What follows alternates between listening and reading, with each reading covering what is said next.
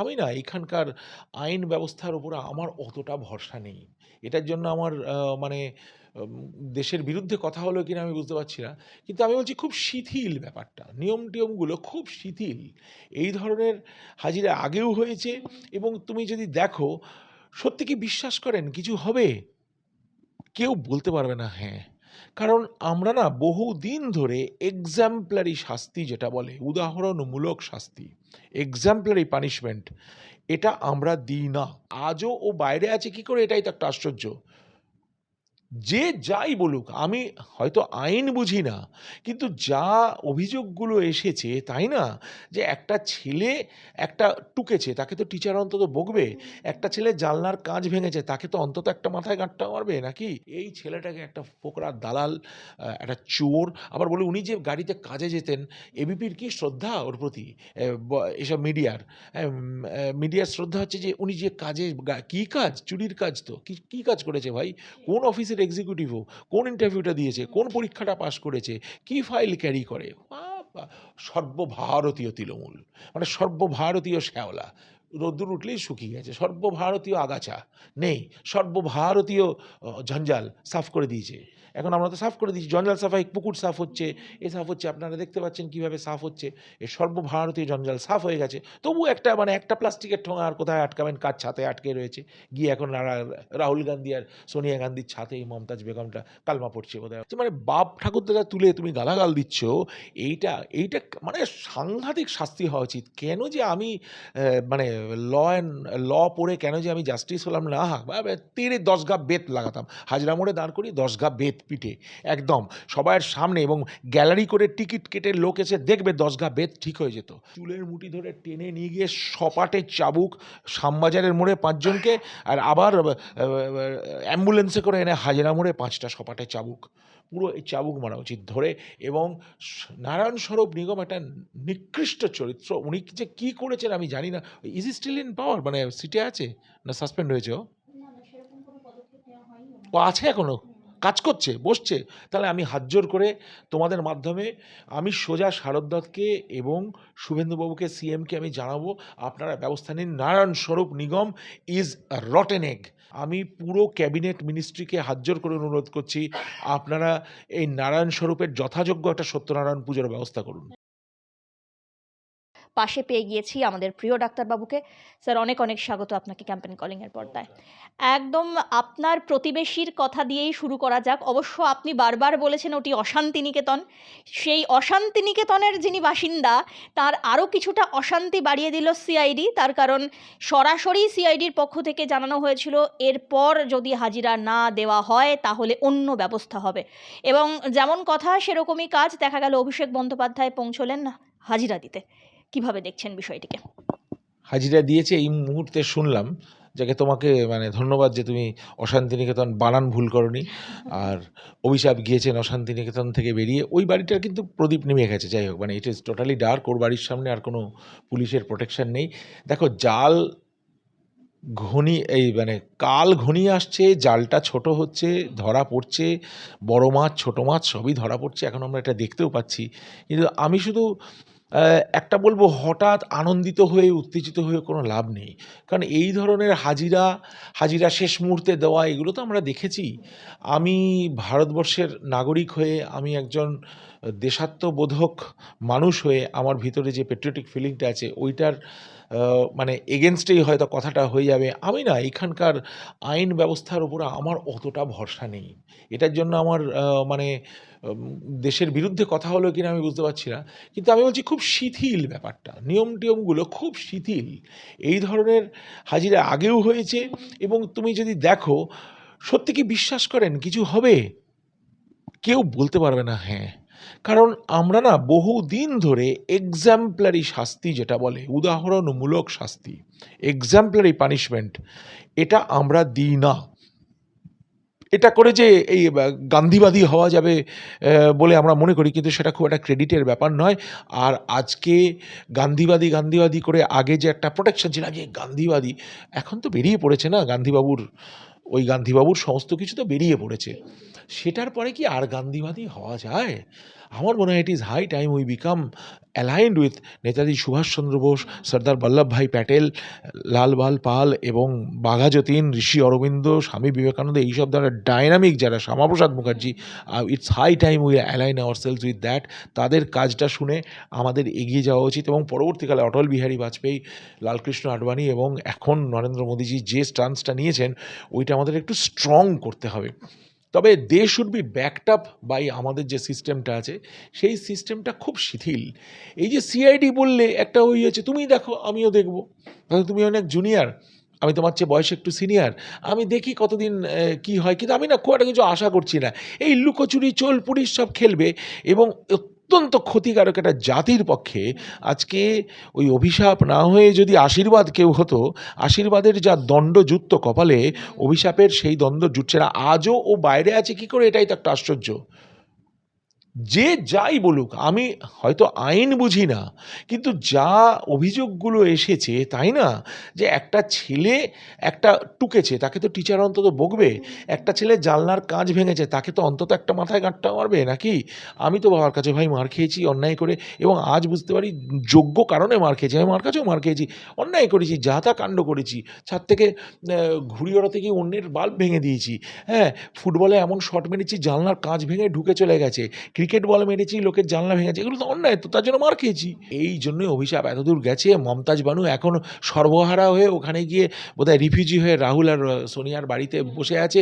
ওর কি আছে, ওকে লোকে কথা বল, ওর সঙ্গে যে কথা বলে তাকেও তো এমনি হোল ইন্ডিয়ার বয়কট করে দেওয়া উচিত, কংগ্রেসটাকে আজকে তো ড্রপ ইন করে দেওয়া উচিত, তাই না? তোমার একটা টিম, যে টিমটার কোনো অস্তিত্ব নেই, সেকেন্ড ডিভিশন ফুটবল খেলে কংগ্রেস, ফার্স্ট ডিভিশনে তো নেই, ওরা সেকেন্ড ডিভিশন খেলছে, তো সেইখানে একটা হিরো যে থার্ড ডিভিশন হয়ে গেছে সেকেন্ড ডিভিশন থেকে নেমে, সেই হিরো পার্টিটাকে থার্ড ডিভিশন একটা প্লেয়ারকে, যারা কিছুই বলার নেই যাত্রা করা ছাড়া। আর সত্যি কথা বলতে কি, ও যাত্রা করলে এখন লোকে হাসে মজা নেবার জন্য। আগে সিরিয়াসলি দেখতো যাত্রাটা হচ্ছে সত্যি একটা কিছু হচ্ছে, এখন হচ্ছে লোকে হাসে। ওর সিরিয়াস যাত্রাটাও ধরো মানে সে বুক ভাঙা একটা আর্তনাদ, সেখানে লোকে হাসছে। তো এইটা তো ওদের সিচুয়েশান। এই ছেলেটাকে একটা ফোকরা দালাল, একটা চোর, আবার বলে উনি যে গাড়িতে কাজে যেতেন, এবিপির কি শ্রদ্ধা ওর প্রতি, এসব মিডিয়ার, মিডিয়ার শ্রদ্ধা হচ্ছে যে উনি যে কাজে, কী কাজ, চুরির কাজ তো, কী কাজ করেছে ভাই, কোন অফিসের এক্সিকিউটিভও, কোন ইন্টারভিউটা দিয়েছে, কোন পরীক্ষাটা পাশ করেছে, কী ফাইল ক্যারি করে, বাবা! সর্বভারতীয় তৃণমূল, মানে সর্বভারতীয় শ্যাওলা, রোদ্দুর উঠলেই শুকিয়ে গেছে, সর্বভারতীয় আগাছা নেই, সর্বভারতীয় জঞ্জাল সাফ করে দিয়েছে। এখন আমরা তো সাফ করে দিয়েছি, জঞ্জাল সাফাই, পুকুর সাফ হচ্ছে, এ সাফ হচ্ছে, আপনারা দেখতে পাচ্ছেন কীভাবে সাফ হচ্ছে, এই সর্বভারতীয় জঞ্জাল সাফ হয়ে গেছে। তবু একটা মানে একটা প্লাস্টিকের ঠোঙা আর কোথায় আটকাবেন, কার ছাতে আটকে রয়েছে, গিয়ে এখন রাহুল গান্ধী আর সোনিয়া গান্ধীর ছাতে এই মমতাজ বেগমটা কালমা পড়ছে বোধহয় সবাই মিলে, তো মুসলমান ফ্যামিলি, ওই মুসলমান ফ্যামিলিতে কালমা পড়ছে। দেখা যাক কতদিন যায়। আমার মতো লোক, এখন আমি ডিসিশন নিয়েছি, আমি রাজনীতিতে থাকবো, সমাজের পাশে থাকবো, ভালোভাবে আমি এগুলোর প্রতিবাদ করব। দেখা যাক পরবর্তীকালে কী হয়। আজকের এসব সই চুরির মানে মামলা, আমাদের বহু বন্ধুবান্ধব নম্বর প্রচণ্ড কম পেয়ে বাবার সই জাল করতে গিয়ে টিচারের হাতে ধরা পড়ে মারধর, কানমোলা, ওঠবো, সব হয়েছে, এগুলো হয়েছে, ঠিক আছে তো? আচ্ছা, এবার সেই সই জাল করা এই ক্ষেত্রে অপরাধ, এই বয়সে, এই স্ট্যান্ডার্ডে, একটা পার্লামেন্ট লেভেলে, বাট স্টিল ওর এগেনস্টে অনেক হেভি মামলা আছে, গরু, কয়লা ইত্যাদি ইত্যাদি, বালি বলতে রোজ রোজ লজ্জা লাগে। তোমার একটা ফাইল অফ মানে serious complaints, including threatening attitude এবং মানে রায়ট লাগিয়ে দেওয়ার চেষ্টা, যেটা উনি অমিত শাহজিকে এবং নরেন্দ্র মোদীজিকে বলেছিলেন ক্যাম্পেনের সময়, ডিজে বাজাবো, এ বাজাবো, হ্যাঁ। বহু এই যে সেদিন দেখলাম জুন মালিয়া, এই ভদ্রমহিলা একটা ক্লিপ আসলো, কি স্পর্ধা, এটা সবাই এরকম। মমতা বলেছিল 1 সেকেন্ডে কেটে দেবে সব। এই থ্রেটনিং বিহেভিয়ারগুলোকে আগে ডিল করা উচিত, এদের কিন্তু সিরিয়াস শাস্তি হওয়া উচিত, সিরিয়াস শাস্তি হওয়া উচিত। এইরকমভাবে একটু ডেকে প্রশ্ন করা, এটা 9টার সময় এসে ভাত খেয়ে আবার ঘুমিয়ে পড়বে, ঘুমের অবশ্য না, আমার মনে হয় আর ঘুম চলে গেছে, মুখ চোখে ছাপ পড়ে গেছে। এখন তো সেই জাহাঙ্গীর আর ওকে একরকমই দেখতে হয়ে গেছে। জাহাঙ্গীরটা গেল না গলায় গামছা দিয়ে, আপনারা সবাই দেখলেন, জাহাঙ্গীর গেছে গলায় গামছা দিয়ে, এরম বড় খোঁচা খোঁচা দাঁড়িয়ে, আর কদিন আগে এরম বেঁকে বেঁকে যেত। ভাগ্যিস পুলিশ মারেনি, আগে শুনতো পুলিশ মারে 1 ডিগ্রি 2 ডিগ্রি 3 ডিগ্রি, ওকে দিলে তো এমনিই মরে যাবে, লিভার টিভার এমন অবস্থা, মদ টদ খেয়ে অত্যাচারে এবং ব্যভিচারে ভেঙে পড়েছে শরীর। দেখা যাক কী হয়। স্যার এই আপনি বিভিন্ন রকম মামলার কথা বলছিলেন এবং ডিজে বাজানোর ক্ষেত্রে এই যে উনি বলেছিলেন যে বাপকা বেটা হলে দেখে নেব ইত্যাদি, এবং 4 তারিখের পরে ডিজে বাজবে, বিশেষত এই বিজেপি কর্মীদের উদ্দেশ্যে তিনি এ কথা বলেছিলেন। তো এখানেও দেখা যাচ্ছে সরাসরি এবারে সিআইডি এই গোটা মামলার তদন্তভার হাতে নিল। এটাতেও কি ওনাকে মানে উনি রাজনৈতিকভাবে এবং ব্যক্তিগতভাবে আরও অনেকটা কোণঠাসা হয়ে পড়লেন? একদমই তাই, একদমই তাই। ডিজে বাজানো, বাপ কা বেটা এগুলো কতখানি সিরিয়াস জানো? তুমি বাপ কা বেটা মানে কি, আমার সত্যি কথা মানে বাংলায়, বাজে বাংলায় যে মানে বাপ ঠাকুরদাদা তুলে তুমি গালাগাল দিচ্ছ, এইটা মানে সাংঘাতিক শাস্তি হওয়া উচিত। কেন যে আমি মানে ল পড়ে কেন যে আমি জাস্টিস হলাম না, তেরে 10 ঘা বেত লাগাতাম। হাজরা মোড়ে দাঁড় করিয়ে 10 ঘা বেত পিঠে, একদম সবাইয়ের সামনে, এবং গ্যালারি করে টিকিট কেটে লোক এসে দেখবে 10 ঘা বেত ঠিক হয়ে যেত। অত বড় স্পর্ধা, এবং সবচেয়ে বড় কথা, মুখে একটা বললে একটা পাতি মাস্তান রাস্তায় হুমকি দিল, বাঙালিদের এটা স্বভাব আছে, তাই না? দেখলেঙ্গে, পিছন থেকে টানছে আর বলছে মেরে দেবো, ছেড়ে দেখে নেবো, এটা আমাদের স্বভাব আছে। কিন্তু এটা তো সিরিয়াস, এটা রায়েট লেগে যেতে পারে। হিন্দু মুসলমান রায়েট হয়ে যাচ্ছিল, জামাতি ইসলাম ঢুকে ভর্তি হয়েছিল, সাদা থান ফান কিনে রেখেছে। দ্যাট ইন্ডিকেটস তোমার থ্রেটনিংটা কত সিরিয়াস। আমি তোমাকে একটা মিষ্টি করে বলে, হ্যাঁ তুমি এটা করেছো, দাঁড়া আমি তোমার ব্যবস্থা করছি, দেখে নিচ্ছি, সেটা একটা। This is A riot situation. দেশের বর্ডার খোলা ছিল, কি না করেছে ওগুলো ডিল করা উচিত। বর্ডারে কাঁটা তার পড়ে গেছে অবশ্য। এবং মাঝে মাঝে দেখছি এখন তো সিনেমা দেখি না, আমার বাড়িতেও সিনেমা দেখা বন্ধ হয়ে গেছে, এটা অনেকের অভিযোগ। কেউ সিরিয়াল দেখার টাইম পাচ্ছে না, সিরিয়ালের টিআরপি পড়ে গেছে। কারণ এখন ডিম থেরাপি, জুতো থেরাপি, হ্যাঁ, লুঙ্গি থেরাপি, হ্যাঁ, ওঠবোস থেরাপি, কান ধরে ওঠবোস, রাস্তা দিয়ে হাঁটা বারমুডা থেরাপি, আচ্ছা কোমরে দড়ি দিয়ে। আরে আমার এই সিম্বাকেও যখন নিয়ে যায় না আমরা, ফ্রি সিম্বা নিচে দেখেছো ঘুরে বেড়ায়, সিম্বাকেও গলায় চেন দেওয়া হয় না, ওগুলোকে স্যার গলায় চেন দিয়ে নিয়ে যাচ্ছে কাউকে, আর মানে লাঠি দিয়ে ভদ্রমহিলারা মারছে, চুলের মুঠি মানে নোংরামির চূড়ান্ত হয়ে দাঁড়িয়েছে আমাদের এখন। ওইটাই দেখছে এখন। বলছি, একটা বন্ধু আমার বলল, আরে ভোর 6টায় ঘুম ভেঙে গেছে, তাড়াতাড়ি টিভি খুলেছে, দেখি আর কে কাকে জুতো মারলো, আর কে কাকে ডিম নিল। আগে ডিমের স্টক করে রেখেছে সব ফ্রিজে, যারা ব্রেকফাস্ট করে ডিমে বেরোয় তো। এখন এটা আমার কথাটা কপিরাইট নিয়ে সবাই 50 টাকা ফাইন, যারা এটা ইউজ করছে। শারদ পর্যন্ত বলেছে যে আমি প্রথম বলেছিলাম যে 10 টাকা নর্মাল ডিম, আর পচা ডিম 20 টাকা, ডবল দামে পচা ডিম বিক্রি হচ্ছে। শারদ আমার কথা ইউজ করে। যাই হোক, মজার কথা হচ্ছে যে মানে এভরিবডি নোটিস দ্যাট, যে ডিম স্টক করে রেখেছে, ডিম এমন মারছে, ওরে বাবার একটা কাকে কাউন্সিলর আর এখন গুলিয়েও গেছে। মানে প্রত্যেকটা স্টেশনে, কোথায় উত্তরপাড়া না বেলডাঙ্গা বলতে পারবো না, ডিম মারছে। একটা ছেলে ও নির্ঘাত ক্রিকেট খেলে, আমি দেখেছি। আমার ইন্টারভিউগুলো সিরিয়াসের মধ্যে একটু মজা দিতে চাই আপনাদের।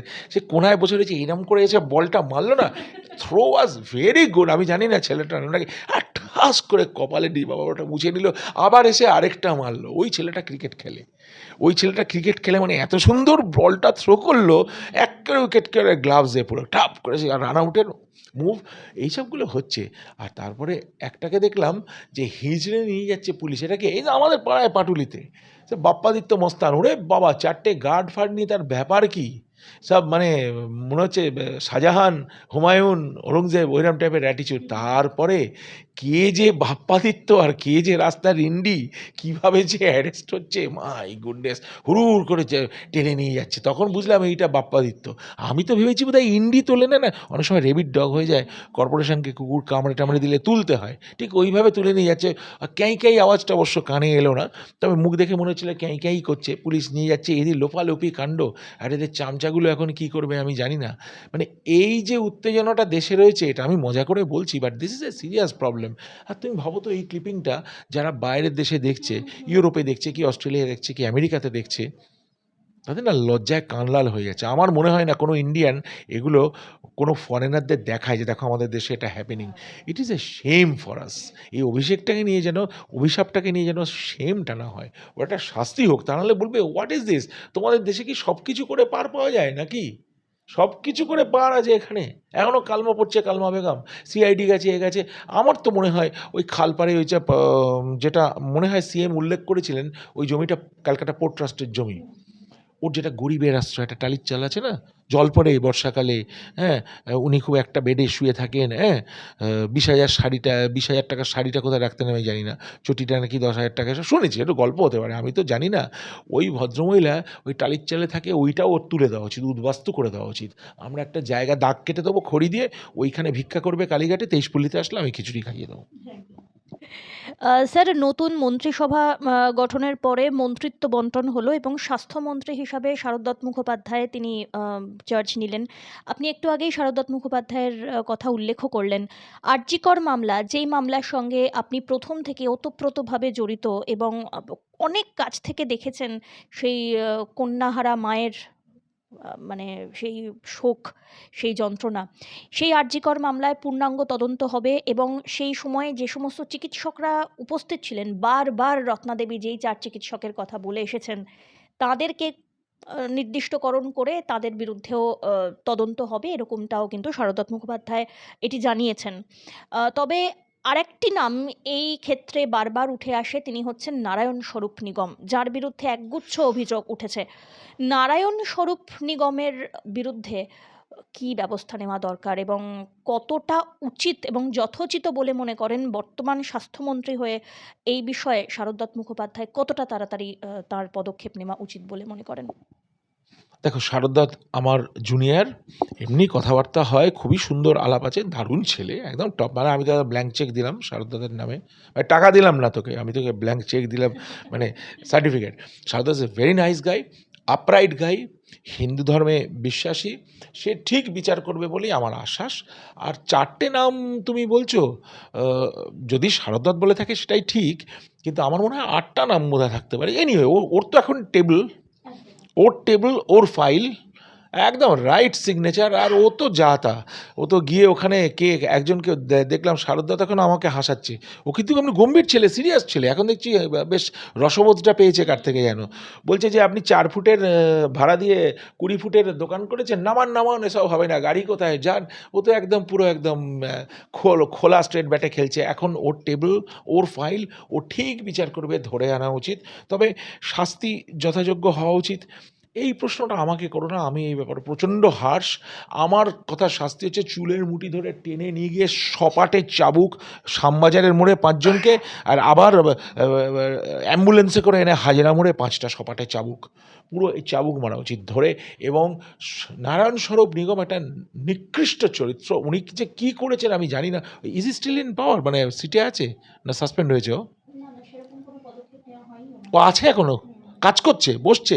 তাহলে আমি হাত জোর করে তোমাদের মাধ্যমে আমি সোজা শারদ দত্তকে এবং শুভেন্দুবাবুকে, সিএমকে আমি জানাবো, আপনারা ব্যবস্থা নিন। নারায়ণ স্বরূপ নিগম ইজ রটেন এগ, এ অত্যন্ত মানে নিকৃষ্ট মানের লোক। ও ওর মধ্যে থেকে টাকা পয়সা কামিয়েছে, প্লাস খুনিদের সাহায্য করেছে। আমি ডাইরেক্ট অভিযোগ আনলাম, যদি আমার ভুল প্রমাণিত হয় আমি আবার তোমাদের ডেকে নিজে ফোন করে আমি ক্ষমা চাইবো যে আমি ভুল বলেছি। কিন্তু আমার দৃঢ় বিশ্বাস ও কালপ্রিট, ওর জন্য সাংঘাতিক সাজা হওয়া উচিত। ওকে এখনও রেখেছে, মাই গড, আমি জানি না, আমার এখন এই মুহূর্তে আমার অ্যাক্সেস নেই, ওদের সঙ্গে আমার ব্যস্ত হয়ে গেছে।